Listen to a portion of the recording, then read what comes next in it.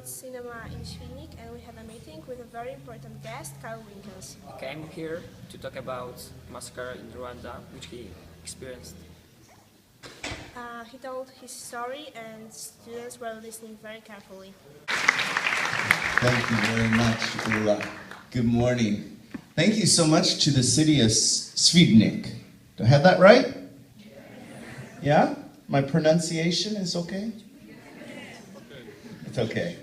It's such a nice space that we have to meet here this morning. I don't usually have such a nice place. We travel, my wife and I'll introduce you to Teresa in a few minutes. We travel the whole school year to schools, usually in America, but this year we have the privilege of coming here to Poland, and a little later we will be in Rwanda, we'll be in Venezuela and Colombia, and the UK, I think as well, yeah, Scotland as well, yeah. And so it's nice to be with you here again in Poland. We were here 3 years ago. The sun wasn't as warm 3 years ago, but today it's very nice. And I know when you think about Rwanda, many times we think about terrible, terrible things. We think about all of the people who were killed. And so this morning I wanted to start with this short video. I think it's nice we've stopped right with these children here, full of energy, full of life, full of joy. And it's hard for people to imagine that this is Rwanda. I think you will agree, it's beautiful. Hey, you saw the pictures? It's just a gorgeous little country. But some of the worst 100 days of the 20th century happened in this country when it was our home. Before I go back to 1994, I want to just back up here for a moment to the beginning. Did you see this little boy at the beginning? He's right here drawing back, yeah, this guy. Did you notice him before? Some of you? I think some of you must have seen what he was drawing with his finger. Is there anybody who saw what he was drawing with his finger? It was quick, it was short, but I know you're fast. No? Yeah, you'll remember in a moment here. I'm going to just shut the sound down, but there we go. This little boy, most likely, he does not own an iPad. He does not have a smartphone. Although many people in Rwanda do have smartphones and iPads, but not this little boy, I don't think.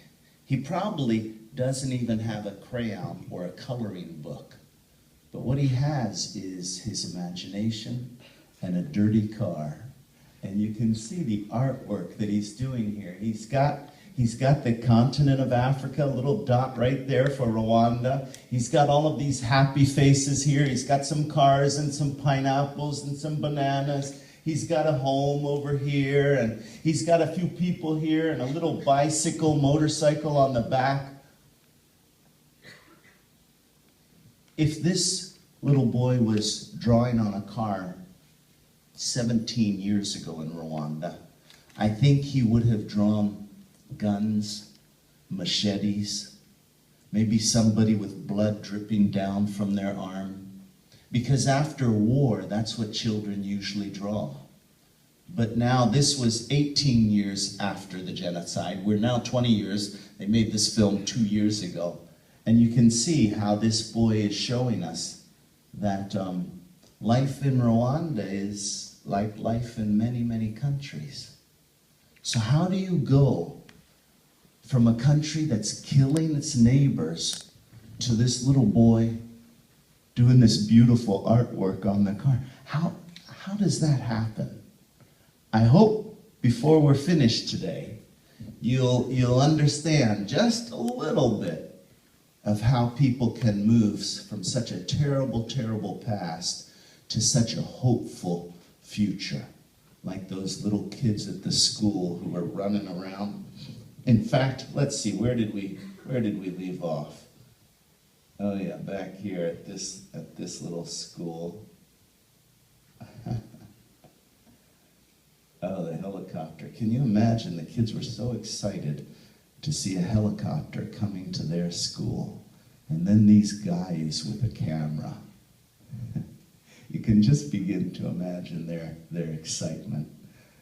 They were talking about this for days, I'm sure. The men who made this film are from the UK. And they were hired by the government of Rwanda to make a tourism film. And so they did that. They made a tourism film, and of course they included the gorillas. Rwanda is really famous for its mountain gorillas. And in fact, for many people, that's all they knew about Rwanda for many, many years was the mountain gorillas. Now, of course, people just know genocide. So we're going to go back just a little bit in history and do a quick history lesson of Rwanda. He looks like a smart guy, huh? He's like, is that you, Poland? Ah, it's nice to meet you. You should come to Rwanda someday. Anyway, let's go back and do a short history lesson here. Let's click on the folder, history. And this word genocide, I think many of you are familiar with this word. In fact, they borrow it into many languages. Do you borrow this word, genocide, in Polish, or you have another one? That's too bad, huh? I wish we didn't have so many words, but unfortunately it happens so much that many languages have. You know, with us in English, we're looking at CIDE, suicide, homicide, and Geno, wiping out a whole group of people. Let's make our picture bigger here so we'll go forward. Comes from thinking that says my world would be better without you in it. No matter where we travel, whether we're in China, all over America, in the Middle East, in Doha, Qatar last year, this thinking is present wherever we go. Somehow we think that the world could be better if this person was not here. I don't want to say it, but sometimes we even think if this teacher wasn't here. We're not going to kill anybody, but we just think that it'll be better without. And that kind of thinking is at the root of genocide. We've got to find a solution that includes somehow it's going to be better with, instead of saying it will be better without. Back in the late 1800s, the Germans came to Rwanda, and after World War I, everything was taken away from the Germans, and the Belgians got, oh, Rwanda, here you go, Belgium. And Belgium found a Tutsi king, and he's a tall man, and they're thinking, okay, Tutsi people, oh, most of them were Hutu, but about 1 out of 10 were Tutsi, and there was a king. I think we'll pick the king to be our partner. We'll work with you, king. We'll work with Tutsi people. Hutu people were working in the garden, and that was good. They said, keep working in the garden. But the Tutsi people will give you the education. We'll give you, Tutsi people, the church positions. Catholic Church came very, very much changing things in Rwanda, like the Belgians. And in fact, a lot of people might say, well, what's the difference? Hutu, Tutsi. And really there wasn't a lot of difference. Sometimes in appearance, Tutsis would be taller, Hutus would be darker skinned, maybe Hutus would have a little bit fuller lips or fuller features in the face, but they married each other more than they hated each other.